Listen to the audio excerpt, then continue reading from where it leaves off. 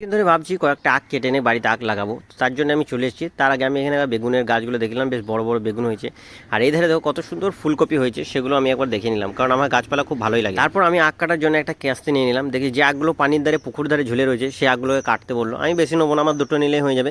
এখান থেকে আমার কিছু আখ খাওয়াও হবে আর কিছু আখ লাগানো হবে। একটা আখ আমি এখান থেকে কেটে নিলাম, খুব কষ্ট করে তুললাম, পানির মধ্যে পুরো পড়েছিল দেখতেই পাচ্ছ। তো আমি আরেকটা নেবো, তো আরেকটাও আমি কেটে এখানে নিয়ে নিলাম। চলো আখগুলোকে একটু পরিষ্কার করে নেবো, তাহলে আমার নিয়ে যেতে সুবিধা হবে, কারণ আমি এসেছি অন্য জায়গায় আখগুলোকে নিতে। তো ফাইনালি আখগুলো আমি বাড়িতে নিয়ে চলে এলাম, আর এগুলোকে আমি ছোট্ট ছোট্ট টুকরো টুকরো করে কাটবো, যেগুলো একটা ফ্যাংড়া রয়েছে তোমরা দেখতেই পাচ্ছ। তো ছোট্ট ছোট্ট টুকরো করার পর এগুলো লাগাবো। তো এতগুলো টুকরো আমার হয়েছে, এবার আমি এগুলোকে এক এক করে ভালোভাবে লাগিয়ে দিলাম। লাগিয়ে দেওয়ার পর এগুলোকে ঢেকে দেবো।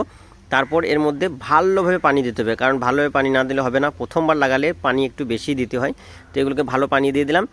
আর যখন নতুন গাছ বেরোবে আমি তোমাদের অবশ্যই দেখাবো যে আমার আখগুলো হচ্ছে না হচ্ছে না। আজকের ভিডিওটা এখানেই শেষ করছি, আবার দেখা হবে নেক্সট ভিডিওতে।